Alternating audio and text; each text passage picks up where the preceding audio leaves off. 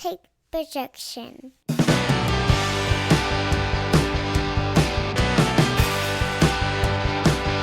It's Friday morning, and you know what that means. It's time for another episode of the Alabama Slam Podcast. I'm your host, Corey Hanna.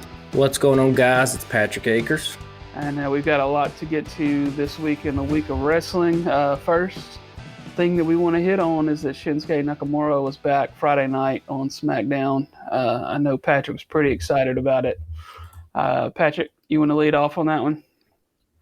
Yeah, I've always been, and first of all, apologies if my voice sounds a little not normal this week. I've been a little bit under the weather. This is what happens when you have two kids, and kids, while they are lovely, they do not respect your personal space, and they'll literally come up and just grab your face and cough right in your mouth, and then you just get sick.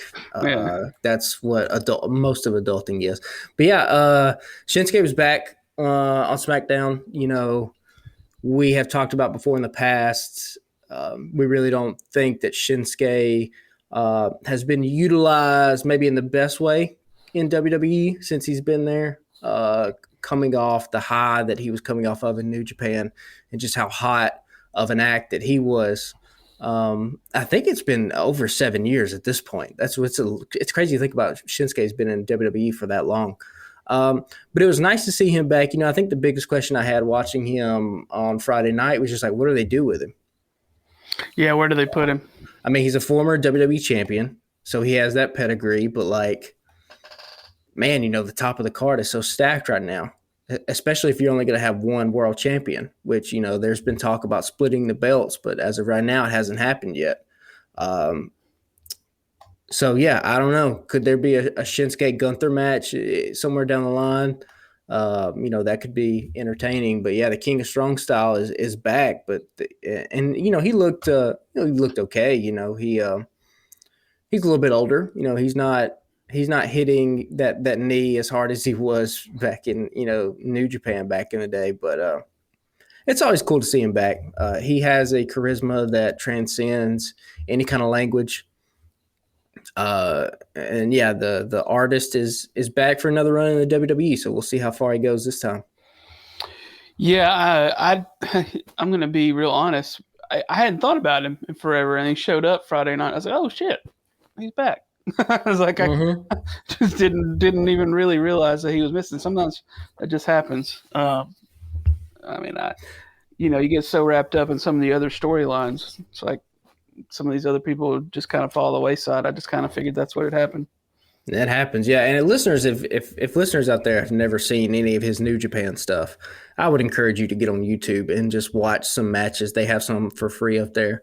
I mean, this dude was, you know, the style that he worked, you can see it in everything else, right? You can even see it in Kenny's V-trigger knee. Like, that's the reason Kenny Omega started doing the knee, was because he was trying to take the place of Nakamura. And Nakamura had the finish and running knee, and Kenny put his spin on it. And, you know, now everyone's doing freaking knees everywhere, you know? Every wrestler now has some kind of running knee strike. So, yeah. Yeah, and then they made the 6-man match official for the next premium live event, which we all saw coming. That should be fun. I mean, that's going to be probably one of the better matches, I would think, of that event. It's still kind of weird seeing Matt Riddle with KO and Sami Zayn, but well, what's even weirder is that he's in briefs. Yeah. He's briefs with no knee pads, no nothing. He's naked out there. Yeah, y'all probably caught on lately if you haven't. But my wife has picked up on watching some wrestling with me lately, and the first week he was back, she was like, "Who is this man, and why don't he have on any shoes?" And then last week she's like, "His whole junk's gonna fall out one of these days. Like, he's just barely wearing anything." Yeah, I mean, it wouldn't be so bad, I don't think, if he was in, like, you know, since he's a cage fighter, if he had on, like, the cage fighter kind of shorts, you know, basketball shorts or whatever. All right. But he's in a brief. And there's something about, like, not having knee pads. You know, we expect wrestlers to just look a certain way, right? Mm-hmm. And so, like, we just kind of dudes in briefs and knee pads and boots, and you're like, yeah, if you take him like outside of wrestling ring, like put him inside a Walmart, he looks dumb. But like inside a wrestling ring, that's just how they look. Yeah. But when you take the boots and the knee pads away, Yeah. and just wear the briefs, it's kind of like, what the hell is this? Yeah, he wears a jacket halfway down the ramp and then takes it off. Yeah, it's odd. And somebody else has made this up on another podcast, but like, if he's like a cage fighter and throwing kicks, wouldn't it make more sense? And wouldn't it hurt his opponent more if he wore boots?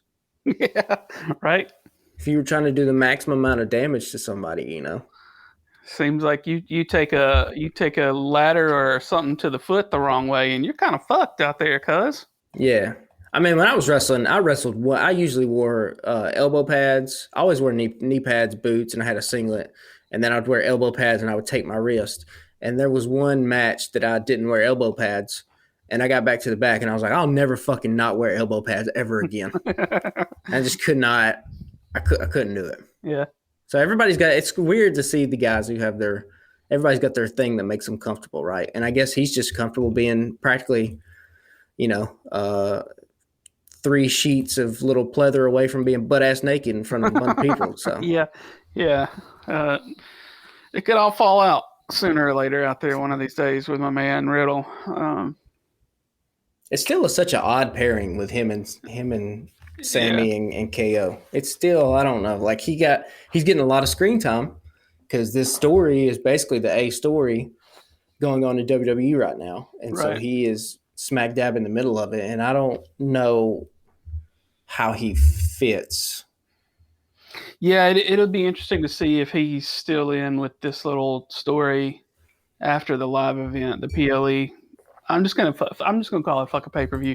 It'll be interesting to see, if he's still in that circle with them, or if they just say, "Well, this is the end of that story," and then something else happens. I don't know. Yeah, and then awkward. Monday night, we got confirmation that Brock versus Cody is going to happen at the pay-per-view. Cause saw that one coming from a mile away, but it was good to see it confirmed. Both Brock and Trish went into the same closet, didn't they? Yeah. Same kind of look of the veteran coming back with the cowboy hat and the coat. Yeah. They just changed clothes in between segments. Yeah, and then Cody beating the hell out of everybody. I think that would be a good match. It does give something Cody to do. You would have to imagine Cody's going to get the win. Yeah. I don't know if you would beat him twice back to back like that. But they could, if they're going to tell this tale of redemption and if they're doing Rocky with Cody Rhodes and maybe they beat him again, but you got to think that they would let him get the win over Brock in Puerto Rico. I think the Puerto Rico, at least it should be a cool atmosphere. I think the crowd's going to be really hyped for it. Yeah. There'll be a lot of LWO shirts in the crowd.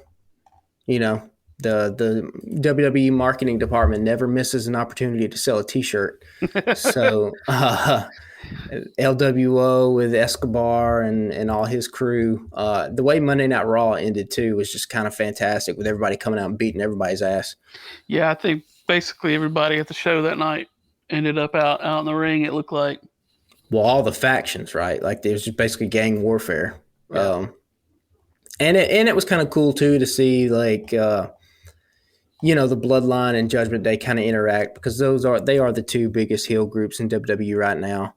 And so, of course, who better to set all that up than Paul Heyman to just weave that story so expertly in, what did he do, like 5-6 minutes? Yeah. Where he's just like, you have a problem, we have a problem. I talked to Roman Reigns. We're getting, we talked to, and it kind of made it seem like Damian Priest was the leader of Judgment Day. Did you get that feeling? Yeah, it was kind of weird. And I didn't know if they were leaning into that because of the, the South American angle where they're going to, for the pay-per-view. But like, I think you're right. I mean, in terms of how that show went. I mean, yeah, Paul Heyman interacted with, he mentioned Finn Balor by name, and then there was that interaction with Rhea Ripley where she's staring down Solo Sikoa. But yeah, Paul talking with Damian made it seem like, they're the two that brokered the backstage deal. Yeah. So I don't know. Damian Priest is a guy that has a lot of potential. He's still young. The problem with Finn Balor is he's getting up there in age. So, he's already had injury concerns. He, first Universal Champion and has to relinquish the title the very next night due to injury. And then Dominic is not any kind of guy to lead a group at this point in his career. We've talked about, we all think Rhea Ripley should be the leader of that group. And then again, as we talked about, good luck keeping her a heel. There was a Rhea chant that broke out during Monday Night Raw. Yeah.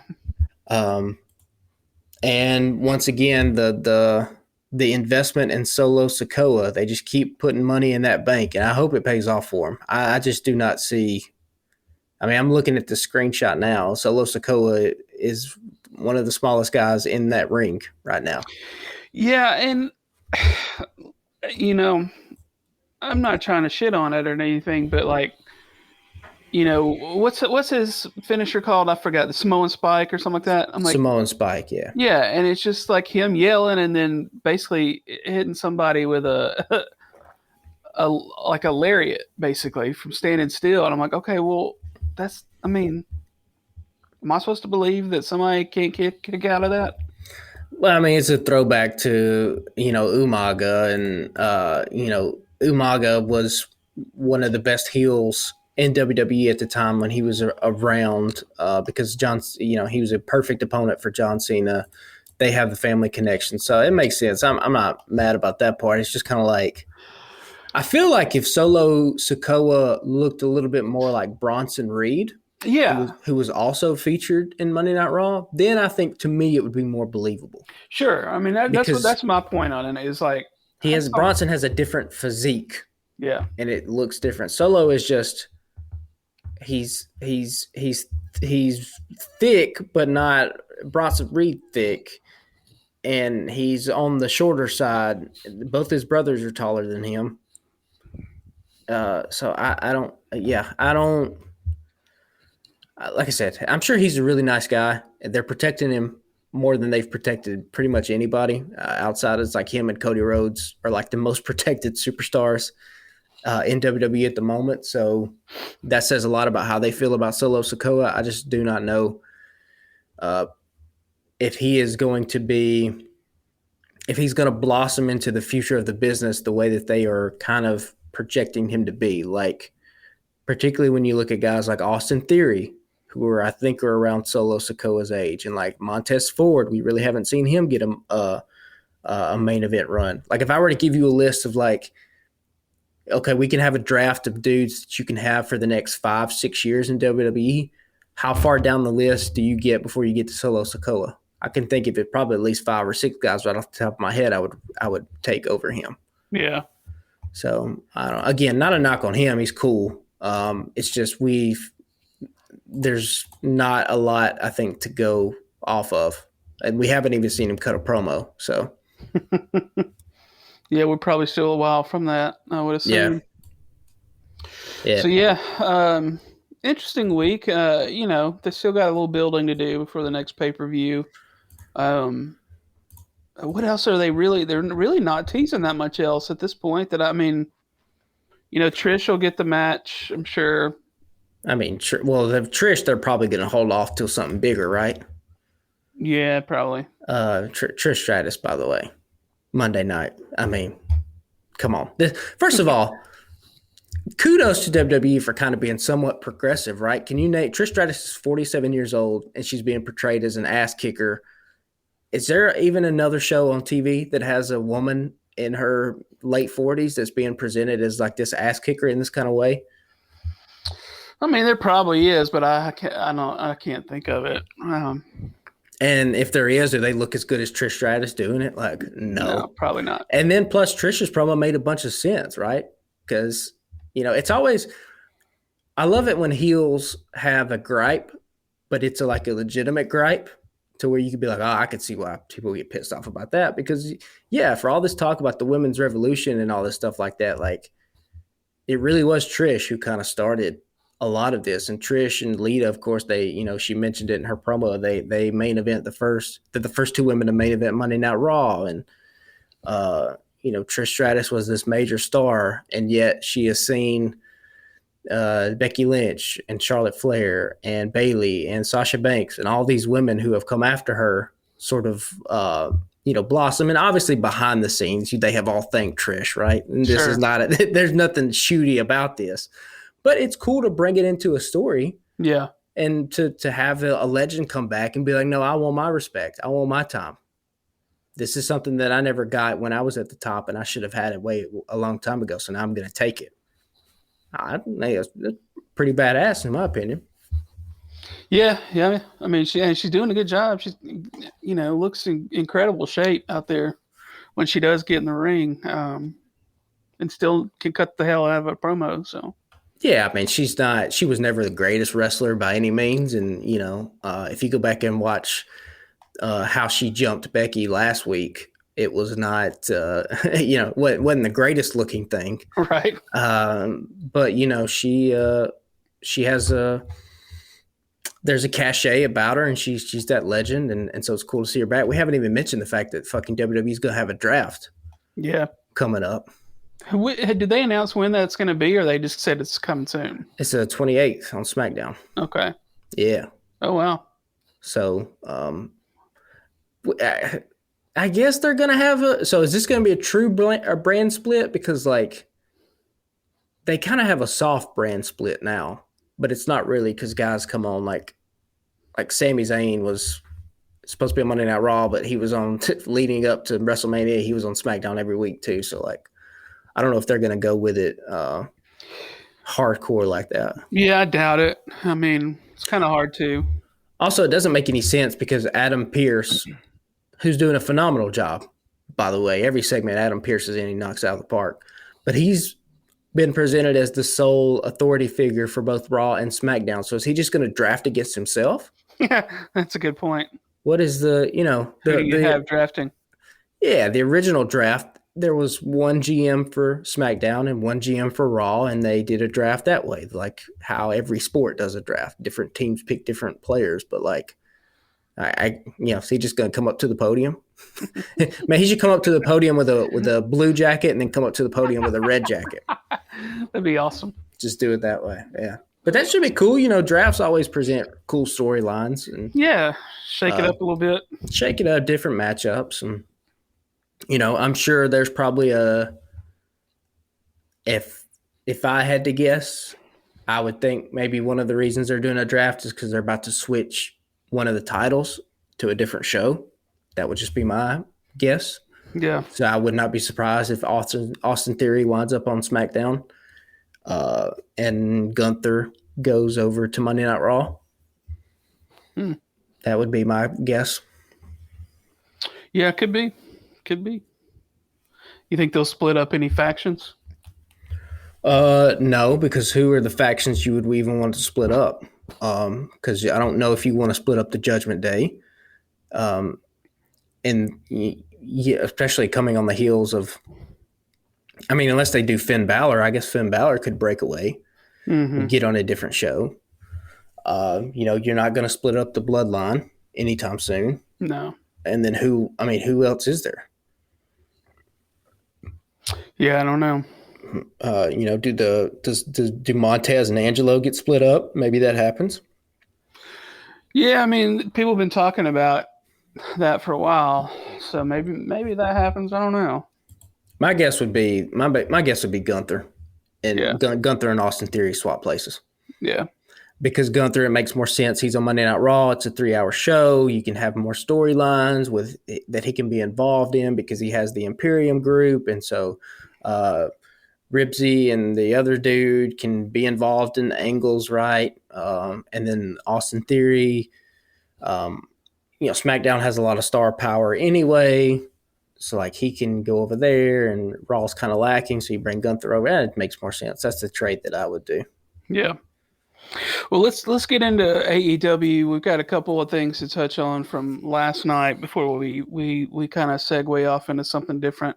Let's do some quick hitters on the opening segment. You were watching live, or at least close to live last night, because you were texting me, and usually you don't get to watch it until later. So um, it was fun to kind of text during the show because it something was weird and just off last night. Pillars segment was kind of awkward. I thought the crowd was fucking dead all night, except for when Britt got her tag in. That was the most live they were because it was her hometown. But like, I thought the crowd was mostly fucking dead. There were a couple times where I was like, oh, well, that should have got a pop. Didn't get any sort of reaction whatsoever.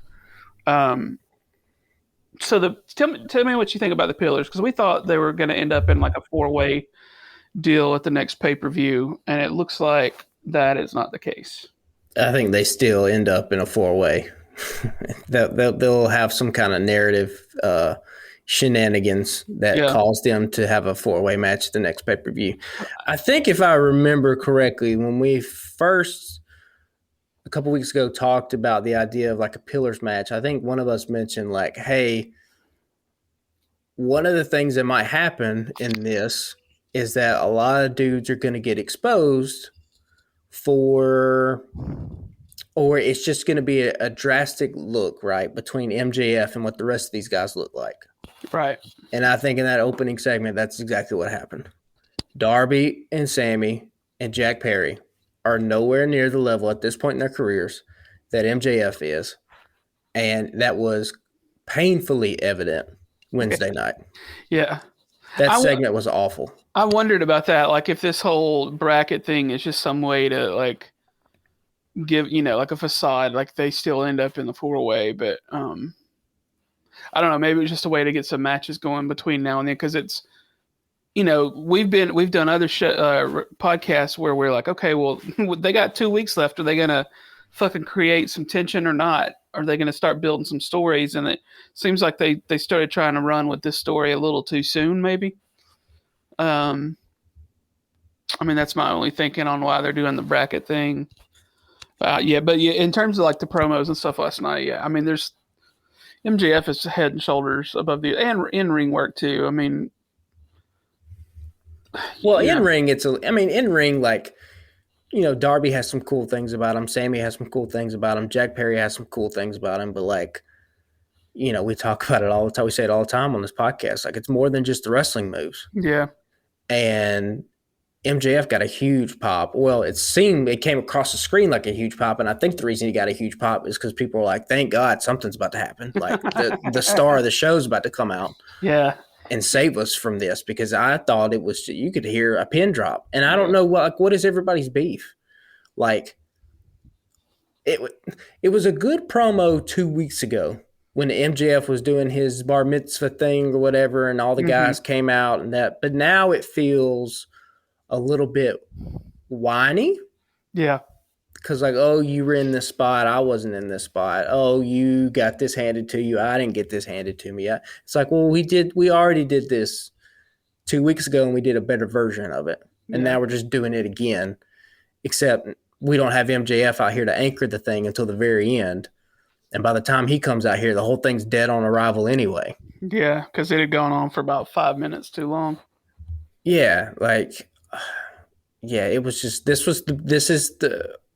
I mean, I get why you want to put these 4 dudes in a program with each other, because you kind of you have the all-in show, the big Wembley. You're trying to put as many people in that as possible, so you need to kind of hold off on whatever your main event for Double or Nothing might have been.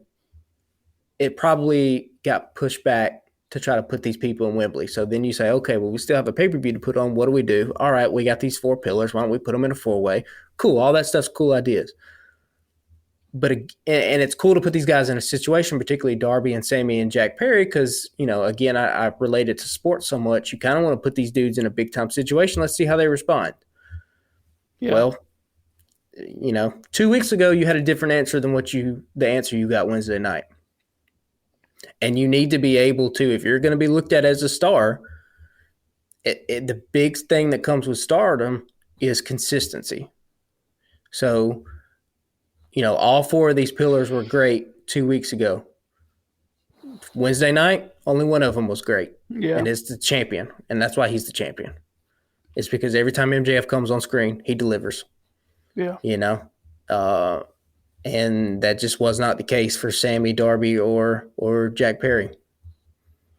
So quick hitter on Jamie Hayter and Britt Baker versus Tony Storm and Ruby Soho. Like I mentioned earlier, Britt got a huge pop, hometown for her. And then Saraya's out there spray painting, I guess, Britt's family or some shit on the side during it. I mean, probably one of the better matches of the night all around, but I guess they're just going to keep running this whole thing until Full Gear at the end of May. Well, it was weird because didn't Jamie Hayter won, right? She got the pin. Yeah, if I remember. And so I was like, oh, well, that's kind of weird because, like, why would you want to beat the heels so quick like this? And then, of course, we can kind of jump ahead because it leads right into the next thing. The Adam Cole and Chris Jericho face off later in the show. And then the alignment between the Outcasts and the Jericho Appreciation Society, when I saw them pop up behind, I was like, okay, now it makes sense why they would, you kind of killed the heel heat a little bit, but now you get it right back with this kind of super group and like the kendo stick thing. So what it reminded me of, except it was not done as well, was the Edge and Beth Phoenix segment that they had with the Judgment Day, right? We talked about it. That must have happened, I don't even know, a couple months ago at this point, where they kind of beat Beth Phoenix down. It was the I Quit match. That's what it was. Yeah. The I Quit match. They're beating Beth Phoenix down, and Edge finally says, I quit. And then, Rhea has that great line, you taught us too well. And she hits one concerto with Beth Phoenix, right? It's one impactful shot. That's what I feel like should have happened for this segment. There was just it needed to be one big move to put Britt Baker away instead of a bunch of little like kendo stick shots. Yeah, that's what felt weird to me, is like it just kept going. Yeah. And if it was one, I don't know. I mean, I'm not to say to steal the segment like that WWE did, but like if it would have been one, we hit Britt with a finishing move, so now she's out in the middle, and now we get a chair, and now we get another chair, and now Adam Cole has to watch the dread washes over his face as he knows what's about to happen, rather than Britt screaming out in pain, doing all this stuff. I think that's where a little bit more of maybe like a storytelling instinct would kick in, where you would be like, hey, we don't need repeated. The repeated kendo shots, at some point they're going to lose the magnitude of it, right? Yeah. So let's figure out a way to have one big thing that happens to Britt that puts her out. She also called him by his real name during that segment too. Did you catch that? I did catch that, which I mean, I guess it makes sense because he's on a reality show. Yeah. They're trying to go for the real work shoot element of it. But yeah, that was my only note for that, is that I wish they would have figured out some way to keep it moving. Just to do one big thing as opposed to doing because they kept beating her ass with that kendo stick. Yeah. So what were your thoughts about Takeshita coming out to help save the Elite? I mean, it makes sense because Don Callis has been trying to recruit Takeshita. So, I mean, we have some kind of, there were some lead up to it, right? Some stuff like that. But like when Takeshita came out and he was staring in across from Bryan Danielson, in my head, I was kind of like, oh, I'd kind of rather see Takeshita in Combat Club. And I think that might be where they go with this. A little bit of a swerve where Takeshita is convinced to join Blackpool Combat Club by Bryan Danielson. I think that would be a nice little swerve because that gives you – who does that give you? That gives you Danielson, Claudio, Wheeler, Moxley, and Takeshita. That's 5. And Yuta. Well, you said Wheeler, didn't you? Yeah. So Yuta, Danielson, Claudio, Moxley, Takeshita is 5. And then you could have the Young Bucks, Kenny, Hangman, and somebody else will make 5. And then you could do Blood and Guts is 5-on-5, right? Sounds right, yeah. So, because if Hangman comes back, then I guess you have 5 for the Elite plus Takeshita. But then who is the 5th guy for Combat Club? Yeah, that's a good question. So, yeah, I don't know. I mean, I kind of, we're really jumping ahead here. I kind of just want, if CM Punk's going to come back, just fucking let him come back right now. Just do it now. Like, have him work with the Elite now. Well, if he comes back, he ain't working with them. I don't think so. Like, they haven't. Well, I mean, if the dirt sheets are to be believed, he said that he wants to sit down and try to make peace, and apparently they're like, "Nah, cuz it ain't happening." So either Punk's bullshitting about what he's put out there to them, or they're just being immature. I mean, listen, you would hope that all these guys could be able to sit down and put their differences aside and just say, look, there's massive amounts of money on the table here if we work something together. Because, I mean, the Elite versus Blackpool Combat Club would be cool. Fucking what if, and I heard this on a podcast last week, and it was a crazy idea. I think it was a Mass Man show, Kaz on the Ringer Network. He pitched the idea of a CM Punk Elite partnership against Blackpool Combat Club. He was basically like, what if fucking Punk came back to help out the Elite against Blackpool Combat Club? Like, well, that would be a crazy fucking idea if you could pull that off, convince people to do that. But like, because the rumor is, they're going to do this Saturday show, and they were going to do a Saturday show anyway, but now it's going to have to lead to a brand split because Punk and the Elite can't work together. Yeah. So this is what we were going to talk about after the Dynamite stuff, but I mean, it's a pretty good segue into it, though. Like, yeah, they're just going to talk about splitting the roster because apparently there's still a lot of people that don't want to have anything to do with Punk, and apparently enough people that do. So I don't know. Split. Okay, we'll take it in chunks. Splitting the roster, I think, is actually a good idea because AEW has so much star power right now. I mean, you talk about Keith Lee wasn't on this show at all, right? Swerve wasn't on the show. Yeah. Like, so FTR wasn't on it. Yeah, I mean, you just have so many people that you can build a roster around and split these shows. Whether that means splitting the titles or not, I don't know. I don't think I would split the world titles. I would think I would still have the world, at least for now. With the way AEW is, I think I would only have one world champion. I said FTR wasn't on. They were on for like 20 seconds coming to the defense of Mark Briscoe backstage. Yeah, which is Mark Briscoe. I mean, I guess he now has the crown of best facial expressions in wrestling. For sure. Trainer man, can I go? I'm good, baby. I'm good. He's fantastic. But yeah, if the Saturday show has to lead to a brand split because in the main emphasis is just because fucking, Phil Brooks can't get along with fucking the Young Bucks, then that's wild to me. Yeah. That's so crazy. Yeah, y'all got to sell out Wembley, figure some shit out. Yeah, I mean, that's the thing. And could this be, let's put our tinfoil hat on for a little bit, right? Let's play how we would do it if we had the pencil and we're booking AEW. I would be leaking all this stuff out that the reason we're doing a Saturday show, the network wants it, but we're leading to a brand split because CM Punk and the Young Bucks can't get along. So Punk's going to be the star of the Saturday show. The Elite are going to be the star of Dynamite on Wednesdays. I think the Saturday show is going to be called Collision. I think that's what the rumor was. Yeah. So I would have the main event of Collision would be CM Punk's return to the ring against whoever. Punk. It's supposed to be July, right? Because that's when they're in Chicago. June, July, something like that. CM Punk gets the win. He's, fucking everybody's going crazy. They love it. CM Punk gets the microphone. He starts having a thing, and then Carry On My Wayward Son just fucking starts. And out comes Kenny and the Young Bucks.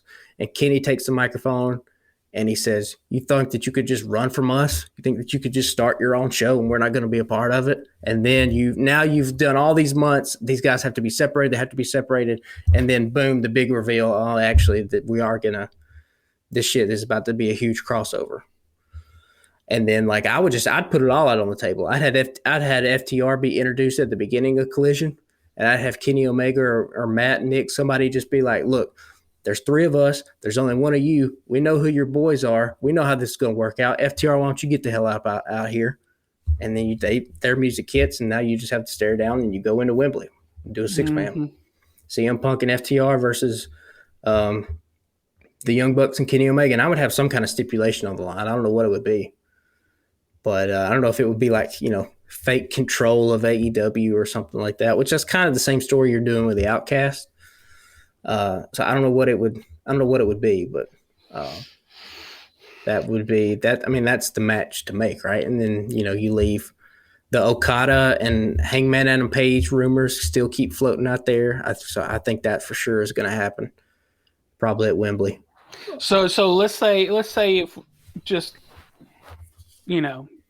dream writing here. Let's say that match happens, then where does Ospreay go if we get Ospreay in? Because, there's been talks about trying to get him in there, and you had mentioned maybe have him and Omega. I mean, who do you throw up against Ospreay? Do you do United Empire versus Bullet Club Gold? Ooh, is that a thing that you do with Jay White and Juice and somebody against Ospreay and Aussie Kingdom? That's good. Or Aussie Open. Yeah. You could do that. You could do Ospreay, maybe Ospreay Jericho. I mean, if it were me, I'd say just run back Ospreay and Orange Cassidy, but yeah, you could do that. That's a way to go. I'd love to see more of that. Yeah. But I'd also like to see him face some other folks. I mean, hell, put him up against Takeshita. I don't know that Takesha's got the star power yet, but I'd love to see it. Yeah, but that match is going to have the star power anyway because here's Ospreay that's a walking 5 stars. Yeah. So, like, what do we want to see? Ospreay Danielson? Oh, shit. That sounds pretty good, right? Yeah.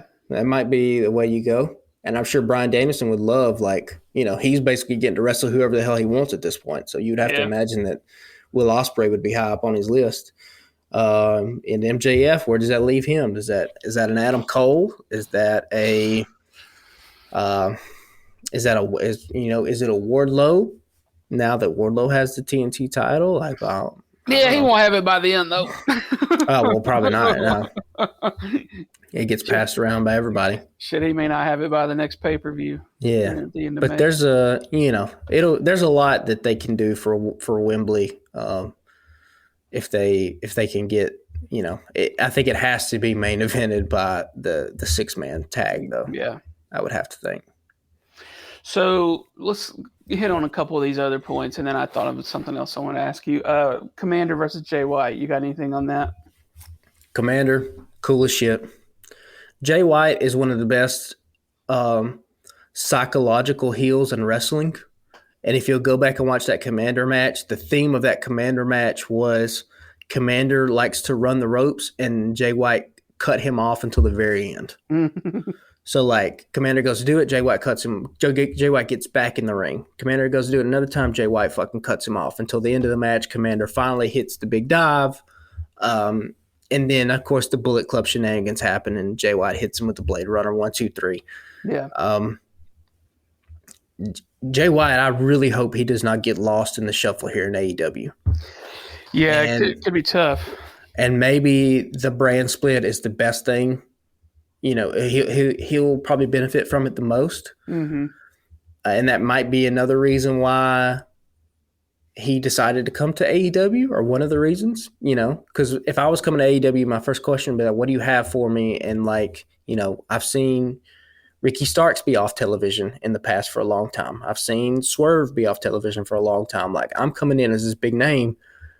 Am I going to get lost in the shuffle? And then if you hear oh, actually you're not, because we're going to split the rosters and we're going to add 2 more hours of programming. So we're going to have to fill that time. You're going to be one of the main stars on one of these shows, wherever you end up landing. So that could be it, because by all accounts, everything I've read was that talks between he and WWE didn't get very far at all. So maybe AEW was just like, hey, we're going, we'll figure it out. But I mean, they did know about the split at that point. I would assume it wasn't that long ago. Yeah, they would have to. They would have to know. And I mean, he looks like a world champion, right? Obviously, Yeah. he's been a champion in New Japan. I mean, he's got the look, he's got the promo skill. Yeah. Bullet Club Gold. They're going to sell a lot of those T-shirts too. Yeah. You got to kind of have to fill out that stable though. It's going to be interesting to see who they fill it out with. So, do we get Starks versus Jay White soon? Probably a double or nothing. Yeah, I would imagine. Yeah.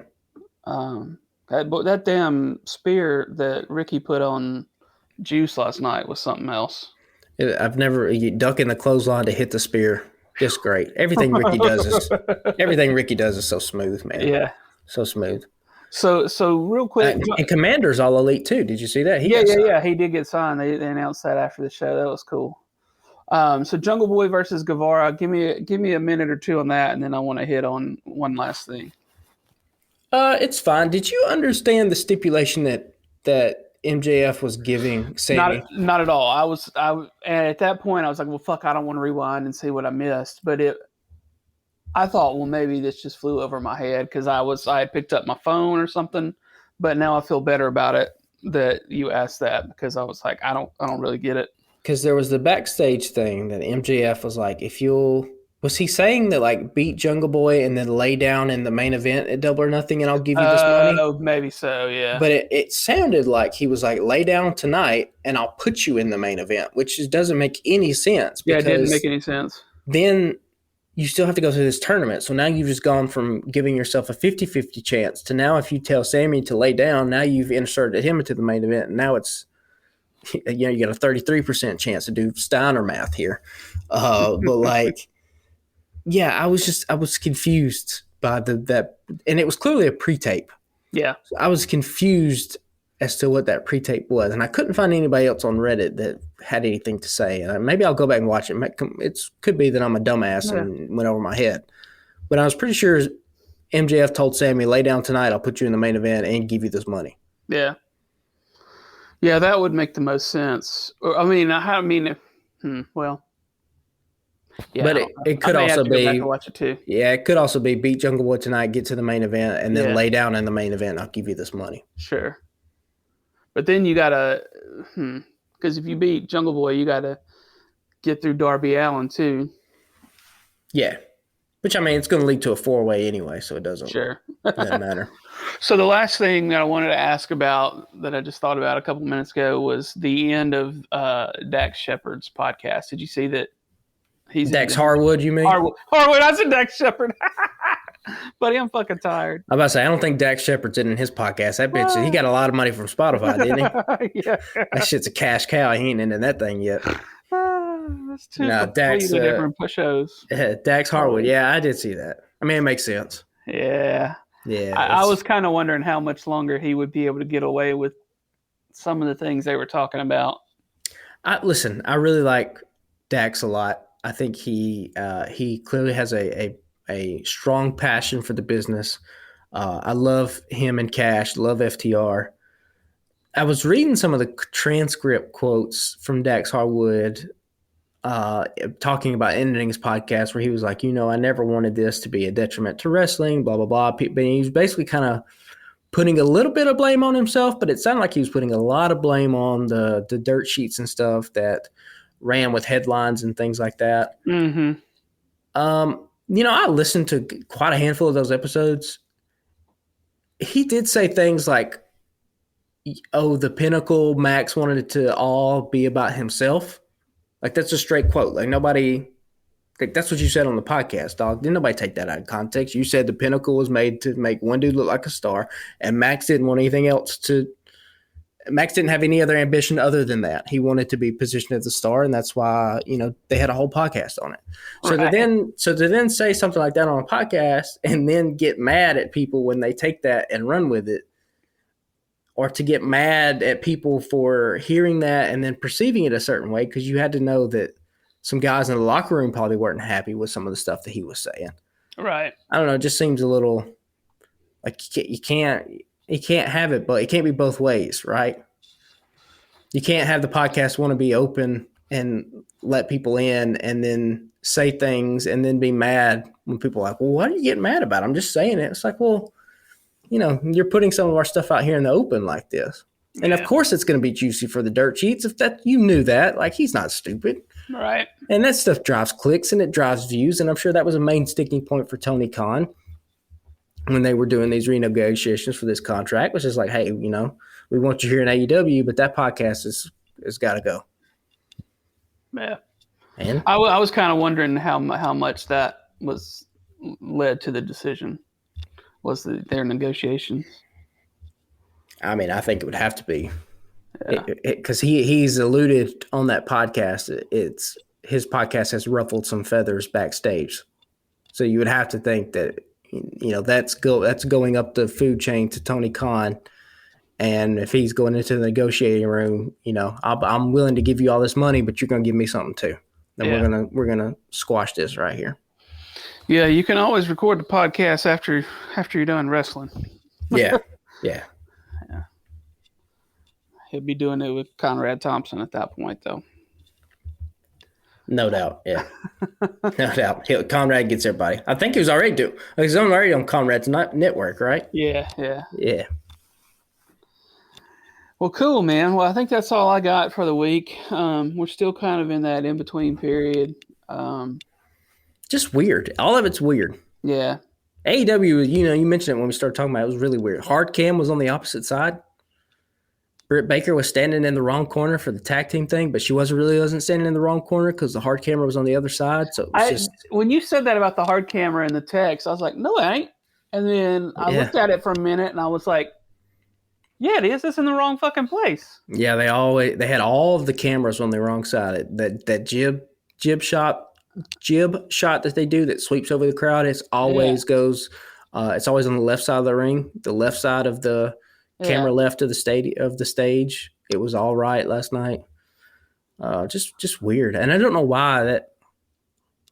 I don't know why would they have to put the hard camera on the other side. The only reason I could figure out would be because of the wiring, but they're running. They're not hardwired anyway. They're running shit to a truck. Like, I mean, I don't know though.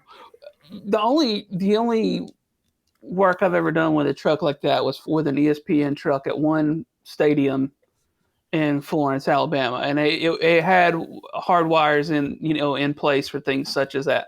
I would assume that most of these arenas where they're going are set up for the same thing, unless they're just running hella cables throughout the through the building, out to the truck, which is possible, but.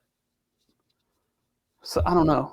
I mean, no, they got to be set up to do that stuff. Yeah, because you run 6 foot of cable from your camera to the fiber port at the football stadium, and you're gold. You don't have to run 500 foot of cable or whatever. Yeah, it's just weird because we take so much of this stuff for granted because we've just seen it so much that when one little thing like that happens, how much it can affect everything almost.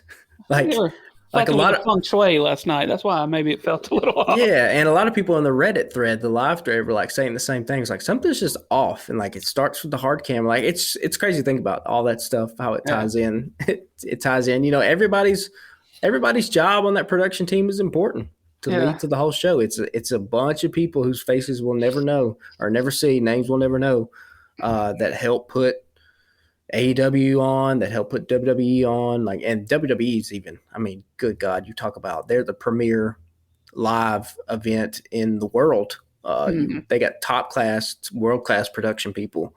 I mean, how many production issues does WWE have? I mean, very rarely, and they're fucking running how many hours of content every single week and doing all kinds of live shows, and the lights never go out, the mics hardly ever fuck up, the lighting cues are all on point.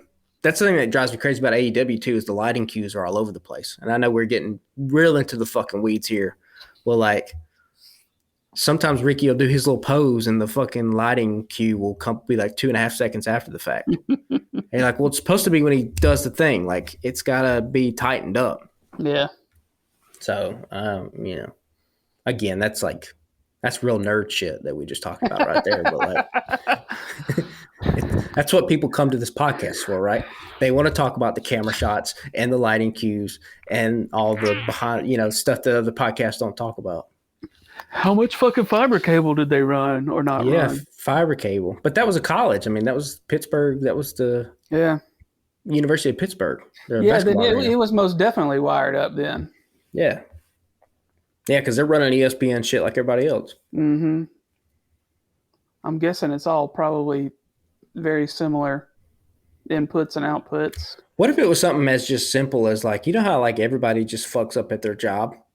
And sometimes people are just like, oh, we got to go with it now. What if it was just as simple as that? They got a new person in, he puts a hard camera on the wrong side. Everybody starts winding it up. Somebody walks in 6 hours later and be like, what the hell did y'all do? And they're like, well, fuck it. We got to go with it now. Everybody's going to switch. Director should have caught that early enough. Something else was going on there last night because the director is in the chair several hours before the show running through, making sure everything's good. I mean, even for our little, like, high school sports, we were in the chairs set up, if at all possible, 2 hours before the show. Yeah, even the directing last night was all over the place.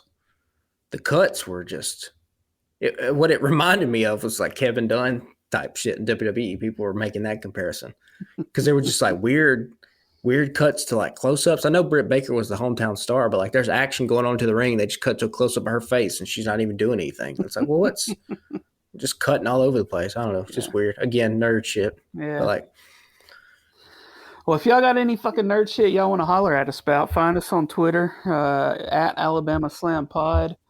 And we're also on Instagram at Alabama Slam Pod. You can find us on Facebook. Just search Alabama Slam Podcast. And be sure to follow our network of other fellow podcasters at the Alabama Take on pretty much every social network. And the AlabamaTake.com. Our podcast lives there every week, as well as all of your normal podcast apps like Spotify, Apple Podcasts, Google, and all that shit. As far as I know, it should be on all of them. If you got any questions, just holler at us, and we'll be around. And we'll see y'all next week. See you next time.